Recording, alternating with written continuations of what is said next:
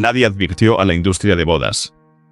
No lo vieron venir. La manera en que una voz, desde una pequeña ciudad de Carolina del Norte, se convertiría silenciosamente en la banda sonora de más primeros bailes, más cenas de aniversario, más canciones lentas al final de la noche que cualquier otra voz en la historia de la música romántica americana. No ocurrió a través de campañas de marketing ni de momentos virales. Ocurrió de la manera en que ocurren las cosas más duraderas. Una sala a la vez, una persona a la vez, un momento a la vez, durante 50 años. Porque la voz ofrecía algo que la gente necesitaba y no podía encontrar en ningún otro lugar. Peabo Bryson no irrumpió, se acumuló. Y lo que acumuló, canción a canción y década a década, ese es un cuerpo de trabajo tan incrustado en la infraestructura emocional de la vida americana, que millones de personas lo llevan consigo sin conocer su nombre. 2 premios Grammy, 15 álbumes de estudio, grabaciones con Celine Dion, Regina Bell y Roberta Flack. Una carrera que ha funcionado, sin interrupción significativa, desde antes de que naciera la mayoría de las personas que reproducen su música en sus bodas. Y en 2019, en un escenario en Atlanta, mientras hacía lo único que siempre había hecho, dar todo a la sala, su corazón se detuvo. La voz que había pasado 50 años sin pedir nada a cambio, finalmente se quedó sin algo que dar. O eso parecía. Lo que realmente ocurrió en los años que siguieron es la parte de esta historia que las citas de los Grammy y los créditos de Disney y las listas de reproducción de bodas nunca capturaron. Y es, por un margen significativo, la parte más importante. ¿Alguna vez construiste tu vida alrededor de dar algo? De manera fiable, completa, a un costo personal. Y descubriste, solo cuando el dar fue interrumpido, hacia qué habías estado construyendo todo el tiempo. Esa no es una pregunta sobre la música. Es la pregunta en el centro de la vida de Peabo Bryson. Y la respuesta es una de las cosas más genuinamente esperanzadoras de la música americana. Es 1991. Un estudio de grabación en Los Ángeles. Peabo Bryson y Celine Dion están grabando Beauty and the Beast. La película animada se estrenará en noviembre. La canción llegará al número 9 en el Billboard Hot 100. Ganará el premio de la Academia a la mejor canción original. Ganará el Grammy al mejor rendimiento pop de un dúo o grupo con vocal. Y en los años que siguen, se convertirá en una de las canciones más reproducidas en la historia del formato Adult Contemporary. No porque fuera un éxito en el sentido convencional, sino porque la gente seguía volviendo a ella. En bodas. En aniversarios. En momentos tranquilos entre dos personas que necesitaban un lenguaje para algo que sentían y que el lenguaje ordinario no les proporcionaba. La voz en esa grabación está haciendo algo que la teoría musical puede describir en términos técnicos, pero que los oyentes experimentan como algo completamente diferente. No está simplemente afinada. No está simplemente en tono. Está presente, de la manera específica en que las mejores voces románticas están presentes, es decir, suena como si el cantante te estuviera hablando específicamente a ti. Como si la canción hubiera sido escrita exactamente para tu situación. Como si las palabras significaran lo que necesitas que signifiquen. Esa calidad no se puede producir en un estudio solo a través de la técnica. Se trae de algún otro lugar. Es el producto de la formación, de la educación específica de una voz que fue moldeada, antes de que fuera profesional, en la tradición del dar. Antes del Grammy. Antes de la película de Disney. Antes del contrato discográfico. Antes de todo eso, estaba Shelby, Carolina del Norte, y la Iglesia Negra, y un chico que aprendió para qué servía una voz antes de aprender lo que una voz podía ganar. Esta historia no comienza en un estudio de grabación. Comienza ahí. Retrocede lo suficiente desde los premios Grammy y los créditos de Disney y las listas de reproducción de bodas. Retrocede más allá de Atlanta y Capitol Records y los clubes donde aprendió a mantener una sala, y encontrarás el comienzo real. El que hizo posible todo lo demás. Robert Peabo Bryson nació el 13 de abril de 1951. En Shelby, Carolina del Norte. La América en la que nació era el sur de las leyes de segregación racial, un mundo que organizaba su crueldad en instituciones y leyes, y en la textura cotidiana de la vida de maneras que eran visibles. Impuestas y diseñadas para comunicar un mensaje específico a cada niño negro que crecía dentro de ellas.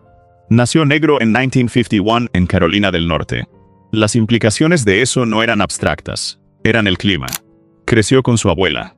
Las circunstancias familiares de sus primeros años eran las de la clase trabajadora negra del sur, la combinación particular de recursos limitados y estructuras extendidas, y la calidez específica de comunidades que han aprendido a sostenerse mutuamente, porque los sistemas que las rodean nunca han sido suficientemente confiables para sostener a nadie.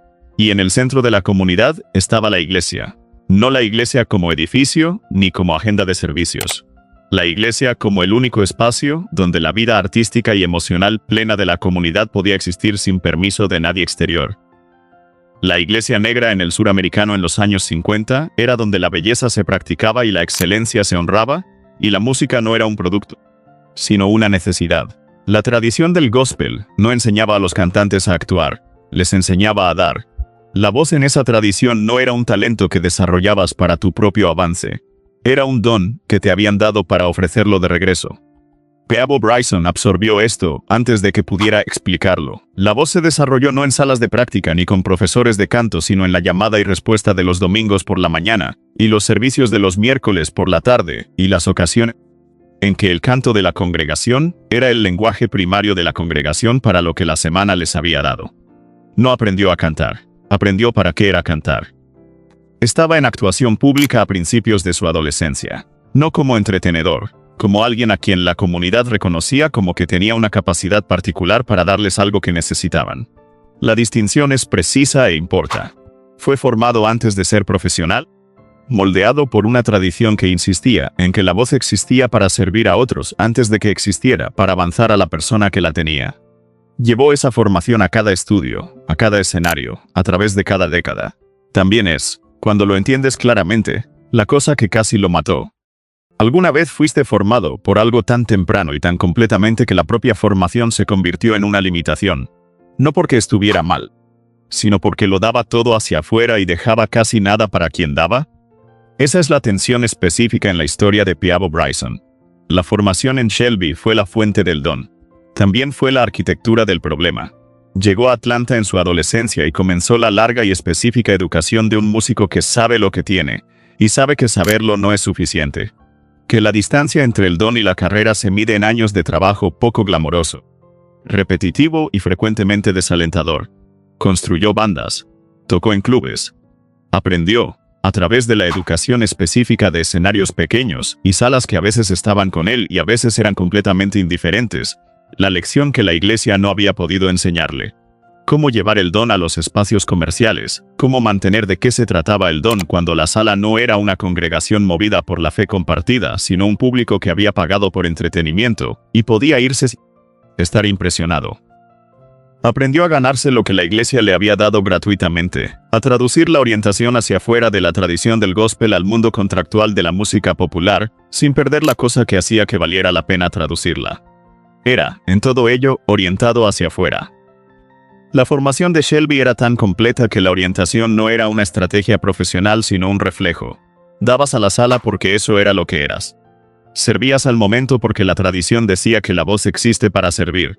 No reservabas nada porque retener era, en la tradición que lo formó, una forma de ingratitud.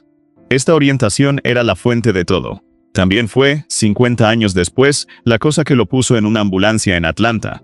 Capitol Records lo firmó en 1976. El álbum debut fue el comienzo de una carrera construida no sobre la explosión, sino sobre la mecánica específica de la acumulación, la lenta construcción de una reputación a través de canciones que seguían haciendo algo a la gente mucho después de que la ventana convencional de atención promocional se hubiera cerrado. No era la próxima sensación de la noche a la mañana. Era el tipo de artista que la industria tiene dificultades para categorizar porque su valor se compone en lugar de alcanzar un pico. Perduró. En un negocio organizado alrededor de lo nuevo, se volvió permanente. Roberta Flack, los duetos. Tonight I Celebrate My Love en 1983, que entró en el formato Adult Contemporary y nunca lo abandonó, que dejó de ser un lanzamiento reciente y se convirtió simplemente en parte del paisaje de la música romántica americana, disponible en cada momento en que la gente necesitaba un lenguaje para un compromiso que estaba tratando de honrar. Y luego, en 1991 y 1992, las grabaciones de Disney, Beauty and the Beast con Celine Dion, A Whole New World con Regina Bell. Dos canciones que ahora están tan incrustadas en la memoria emocional de múltiples generaciones de americanos que han dejado de ser canciones en el sentido ordinario y se han convertido en puntos de referencia. La cosa que escuchas y sabes inmediatamente dónde estabas cuando la escuchaste por primera vez. ¿Qué sentías? ¿Quién estaba a tu lado? 2 premios Grammy en 1993. Ambos en el mismo año. Ambos por duetos. Porque el instrumento que su formación le había dado, la voz que existía para servir al momento, para dar a la sala lo que la sala necesitaba, era más poderosa cuando se emparejaba con otra voz de comparable inteligencia emocional. El dueto no era una elección de formato. Era una expresión natural de lo que el don siempre había sido. Algo ofrecido entre personas, no proyectado hacia ellas. El dar a lo largo de esos años fue constante y completo. Lo que la voz no estaba dando a lo largo de esos mismos años era lo que las canciones describían. Existe una versión de la historia pública de Peabo Bryson que es precisa y cómoda y completamente verdadera hasta donde llega. La voz, la carrera, el catálogo, la producción sostenida, fiable, comercial y artísticamente notable de un hombre que entendió su oficio y lo honró durante 5 décadas sin un gran fracaso comercial ni una controversia pública significativa.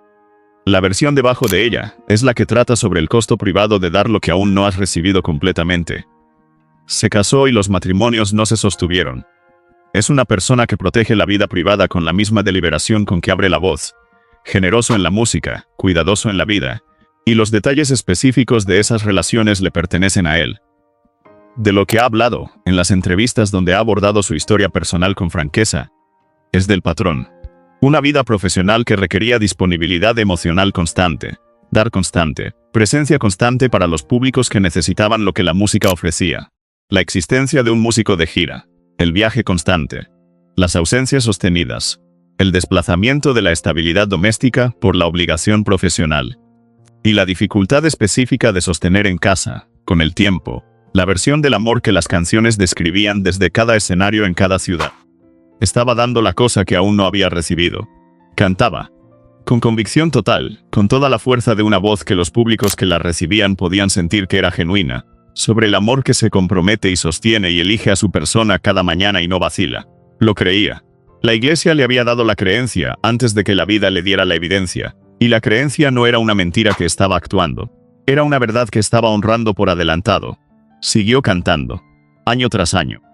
La producción profesional continuó, consistente y excelente y completamente orientada hacia afuera, mientras la vida privada todavía estaba en proceso.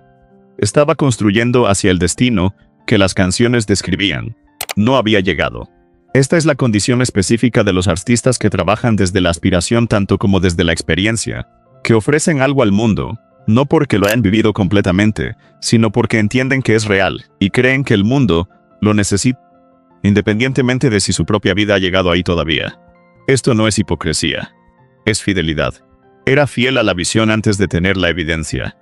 ¿Alguna vez fuiste la fuente más confiable de algo para las personas que te rodeaban, dando de manera constante y completa y consistente, antes de que esa misma cosa estuviera confiable y completamente presente en tu propia vida? Eso no es un fracaso. Esa es la disciplina específica de alguien que ha decidido que la cosa que está dando es suficientemente real para dar antes de haberla probado personalmente. Eso es lo que Peabo Bryson practicó, sin llamarlo así, durante aproximadamente 30 años antes de que llegara la prueba. Y luego, a los 67, llegó de golpe. La prueba llegó en 2 formas en 2018 y casi le costó todo en 2019. En 2018 se casó con Taquilla Simone Johnson. Tenía 67 años. Ella era más joven. La diferencia de edad atrajo el tipo de comentarios que las diferencias de edad siempre atraen de personas que no han experimentado la relación específica y han decidido que la entienden de todas formas, lo que la relación realmente era. Según su relato, según el de ella, según la evidencia de lo que siguió, era la cosa que había estado cantando. Mutua, estabilizadora, sostenedora en ambas direcciones. El compromiso que se mantiene porque ambas personas en él han decidido que se mantiene. Su hija Sofía nació en 2018. Tenía 67 años. Se convirtió en padre, en el sentido activo y diario de la paternidad, por primera vez. El hombre que había dado 50 años de voz al amor que se queda finalmente tenía el amor que se quedaba. Y luego, en un escenario de conciertos en Atlanta en marzo de 2019, su corazón se detuvo. Tuvo un evento cardíaco durante una actuación. Tenía 68 años. Sobrevivió. Fue tratado y estabilizado y colocado en un protocolo de recuperación. Los cardiólogos describieron el evento como leve, que es una palabra que lleva todo su peso, solo cuando la persona a la que se le está aplicando acaba de mirar el techo de una ambulancia y entendió, con la claridad que tales momentos producen, lo que leve significa y lo que habría sido la alternativa. Se retiró de las actuaciones. Descansó. Estaba presente, por primera vez en 50 años, completamente presente, sin un escenario y sin un público, en la casa con taquilla y con Sofía, que todavía no tenía 2 años, aprendiendo a caminar por los suelos del hogar que él había construido. Eldar se detuvo. Y en ese detenerse, lo que quedó era todo lo que había estado cantando. Una esposa, una hija, un hogar, una mañana que era suya para llenar con algo que no fuera la preparación para la actuación. Ha dicho, en las entrevistas que dio durante y después de la recuperación, que el infarto cambió algo fundamental en su comprensión de los 50 años anteriores. No que Eldar estuviera mal. No que la carrera fuera un error. Que Eldar había estado construyendo hacia algo. No los premios Grammy, no los créditos de Disney, no el catálogo, sino esto. El peso diario específico de una vida que era finalmente, realmente, el amor que las canciones describían. ¿Alguna vez tuviste la cosa a la que dedicaste tu vida llegar en el momento exacto en que casi perdiste la capacidad de recibirla? Y te encontraste en el espacio estrecho entre el casi y el sobreviví, entendiéndola con una completitud que el construirla nunca produjo? Esos son 2018 y 2019 en la vida de Peabo Bryson. La llegada, el casi perder, el sobrevivir. Apilados uno sobre el otro en 18 meses, produciendo la versión más comprimida y más completa de la educación que la iglesia en Shelby había estado tratando de darle desde antes de que supiera para qué era la iglesia. La contabilidad de lo que construyó merece ser nombrada claramente. 2 premios Grammy en el mismo año.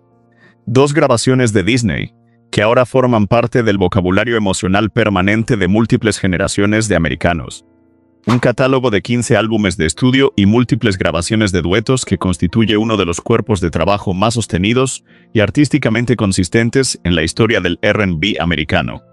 Una carrera de actuaciones en vivo que construyó su reputación antes de que los discos se vendieran y la sostuvo a través de cada cambio comercial en la moda musical durante 50 años.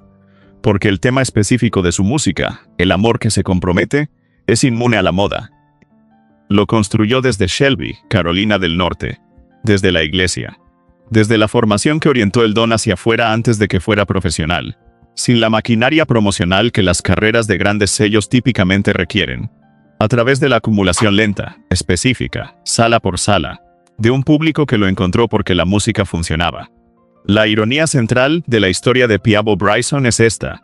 El hombre que pasó 50 años dándole al mundo el sonido del amor que se queda, estaba pasando esos mismos años construyendo hacia la experiencia privada de él.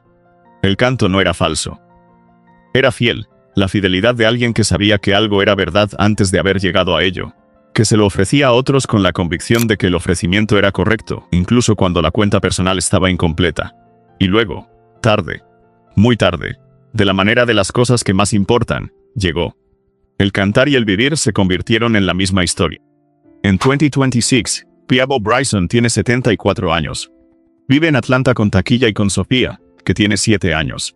Sofía crecerá entendiendo, eventualmente, que su padre pasó 50 años dando algo al mundo, que ella recibe cada día ordinario, a través de una mesa de cocina sin que le cueste nada a ninguno de los dos. Todavía no sabe esto. Sabe que su padre aparece. Sabe que la voz que escucha en casa no es una voz de premio Grammy, ni una voz de banda sonora de Disney, ni la voz de la canción lenta en la boda de su tío. Es solo su voz, hablándole a ella. Actúa cuando el momento es el indicado. El infarto cambió la relación con la actuación, no la disposición a dar, que la iglesia formó y que no es negociable, sino los términos en los que el dar ocurre. Aparece en escenarios cuando la ocasión lo requiere. No aparece porque el calendario lo exija. Habla de Sofía con el asombro que pertenece a las personas para quienes algo llegó tan tarde, y tan completamente que la tardanza se volvió inseparable de la completitud. Habla de taquilla con la facilidad de alguien que describe una realidad vivida en lugar de una relación presentada. Habla del infarto con la franqueza de un hombre que ha utilizado el miedo de manera productiva, sin pretender que el miedo era pequeño. También ha hablado, en años recientes, sobre cómo se veían los 50 años de dar desde adentro.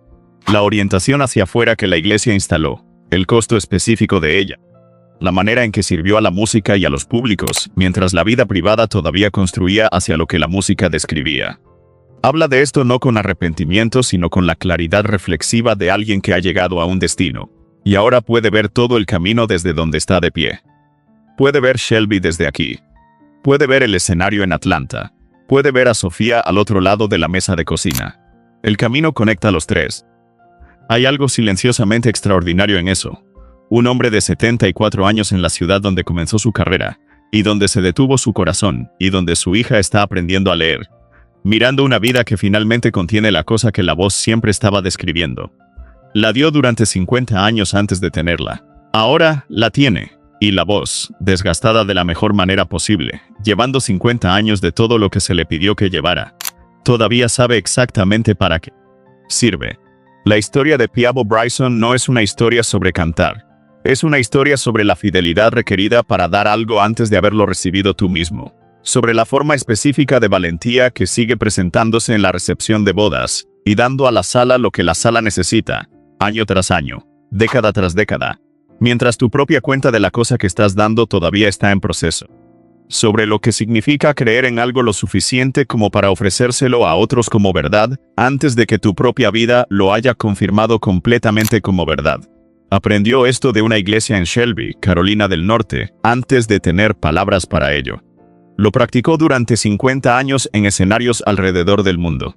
Se lo dio a las parejas en sus noches de bodas y a las personas que conducían a casa solas a las 2 de la madrugada y a cualquiera que necesitara un lenguaje para el compromiso que estaba tratando de honrar y no podía encontrarlo en ningún otro lugar.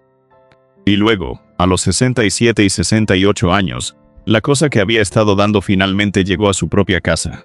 En forma de una esposa. En forma de una hija. En forma de una mañana sin actuación donde la única persona a quien daba era la pequeña persona al otro lado de la mesa que acababa de volcar sus cereales y lo estaba mirando para ver qué haría él. El cantar y el vivir se convirtieron en la misma historia, tarde, pero completa. ¿A qué sigues siendo fiel en ausencia de prueba? ¿Qué sigues dando antes de haberlo recibido completamente? ¿Y qué significaría confiar en que el dar es en sí mismo el construir, que no estás dando lo que aún no tienes, sino moviéndote hacia ello con cada ofrenda honesta? Esa pregunta no está en ninguna cita de Grammy. Está en cada canción que jamás grabó. Está en la sala ahora mismo, si estás escuchando con suficiente atención para escucharla. Esto es lo que necesito de ti antes de que cerremos. Si esta historia movió algo, si algo en ella tocó un lugar que no esperabas, deja un me gusta. Un segundo. Significa que la historia encuentra a alguien que la necesita más urgentemente de lo que tú la necesitabas. Suscríbete. La próxima historia ya está siendo ensamblada, y te hará una pregunta diferente desde una vida diferente, con lo mismo debajo. Y en los comentarios, solo una cosa. No lo que admiraste, no lo que te sorprendió. ¿Qué vas a hacer diferente porque escuchaste esto hoy? Porque Peabo Bryson pasó 50 años cantando sobre el amor que se queda antes de que se quedara para él. Ese tipo de fidelidad no termina en la canción. Comienza ahí.